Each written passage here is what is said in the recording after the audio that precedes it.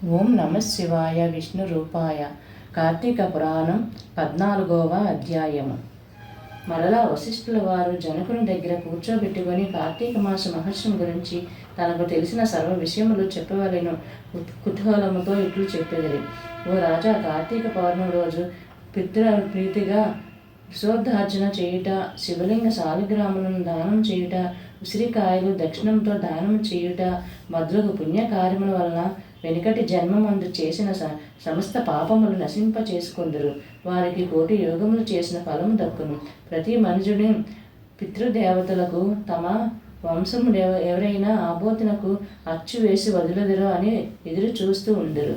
ఎవరి ధనవంతుడై ఉండి పుణ్యకార్యములు చేయక, దాన ధర్మములు చేయక, కడకు ఆబోతునకు అచ్చు వేసి పెండ్లి అయినను చెయ్యడు, అట్టి వారు రారవాలి సకల నరకములు అనుభవించడియే కాక వాని బంధువులకు కూడా నరకము గురి చేయను. కాన ప్రతి సంవత్సరం కార్తీక మాసమున తన శక్తి కొలిది దానం చేసి నిష్ఠతో వ్రతం ఆచరించి సాయం సమయమున శివకేశవులకు ఆలయమునందు దీపారాధన చేసి ఆ రాత్రి అంతయు జాగారం ఉండి మరునాడు తమ శక్తి కొలది బ్రాహ్మణులకు సన్యాసులకు భోజనమి పెట్టి ఇహవరమునందును సర్వసుఖములుగా అనుభవించుదురు. ఈ మాసమందు పరాన్న భక్షం చేయరాదు, ఇతరులకు ఎంగిల ముట్టరాదు, తినకూడదు, శ్రాద్ధ భోజనం చేయకూడదు, నీరుల్లిపాయ తినరాదు, తిలాదానం పట్టరాదు, శివార్చన సంధ్యావందనములు చేయని వారు వండిన వంటలు తినరాదు. పౌర్ణమి, అమావాస్య, సోమవారం నాడు సూర్యచంద్ర గ్రహణపు రోజులందును భోజనం చెయ్యరాదు. కార్తీక మాసం నెల రోజులు కూడా రాత్రులు భుజింపరాదు. విధవ వండిన వంట తినరాదు.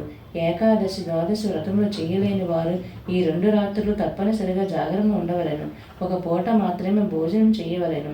కార్తీక మాసములో తైలము రాసుకొని స్నానము చేయకూడదు. పురాణమును విమర్శించరాదు. కార్తీక మాసంలో వేడి నీటితో స్నానము చేసిన కళ్ళుతో సమానమని బ్రహ్మదేవుడు చెప్పాను. కావున వేడి నీటితో స్నానము కూడా ఒకవేళ అనారోగ్యముగా ఉండి ఎలాగైనా విడవకుండా కార్తీక మాస వ్రతము చేయవలెను. కుతూహలంతో గలవారు మాత్రమే వేడి నీటి స్నానము చేయవచ్చు. అట్లా చేయలేని వారు గంగా, గోదావరి, సరస్వతి, యమున నదుల పేర్లను మనసులో స్మరిస్తూ స్నానము చేయవలెను. ఏ నది తనకు దగ్గరలో ఉంటే ఆ నదిలో ప్రాతః స్నానం చేయవలెను. అట్లా చేయని వెడల మహాపాపియై జన్మల నరక కోపమును పడి కృషించుదురు. ఒకవేళ నదులు అందుబాటులో లేనప్పుడు నూతి దగ్గర, చెరువు దగ్గర కానీ స్నానము చేయవచ్చును. అప్పుడు ఈ కింది శ్లోకము చదివి మరీ స్నానం ఆచరించవలను. గంగేచ యమునేచ చ గోదావరి సరస్వతి నర్మదం సింధు కావేరి జల సన్నిధిగురు అని పాటించుచు స్నానము చేయవలను. కార్తీక మాస వ్రతం చేయవారు పగలు పురాణ ఘటనం శ్రవణం, హరికథ కాలక్షేపం కాలం గడపవలను. సాయంకాలం సంధ్యావందనం కాలకృత్యం ముగించి పూజా మందిరం ఉన్న శివునకు ఈ విధంగా పూజించవలను. ఈ ప్రకారం కార్తీక మాసం అంతయు పూజించవలను. శివ సన్నిధిని దీపారాధన చెయ్యవలెను. ఈ విధంగా శివ పూజ చేసిన ఎడల ధన్యుడగును. పూజ అనంతరం తన శక్తి బట్టి బ్రాహ్మణులకు సమారాధన చేసి దక్షిణ తాంబూల సత్కారంతో సంతృప్తి పరచవలెను.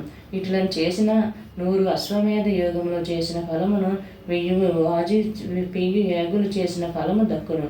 ఈ కార్తీక మాసం నెల రోజులు బ్రాహ్మణ సమారాధన, శివకేశవుల సన్నిధిని నిత్య దీపారాధన, తులసికోట వద్ద కర్పూర హారతులతో దీపారాధన చేసిన ఎడల వారికి వారి అంశీయులకు పితృదేవతలకు మోక్షం కలుగును. శక్తి కలిగి ఉండి కూడా ఈ వ్రతము ఆచరించిన వారు 100 జన్మల నానా యుగములందు జన్మించి తరువాత నక్క, కుక్క, పంది, పిల్లి, ఎలుక మొదలగు జన్మలెత్తుదురు. ఈ వ్రతము శాస్త్రకృతముగా ఆచరించి ఎడల 10 జన్మల యొక్క పూర్వజ్ఞానము కలుగును. ఈ వ్రతము చేసినను, పురాణము చదివినాను, విన్ననాను అటే వారులకి సకల ఐశ్వర్యములు కలిగి మోక్ష ప్రాప్తి కలుగును. 14వ అధ్యాయము సమాప్తం. ఓం నమ శివాయ.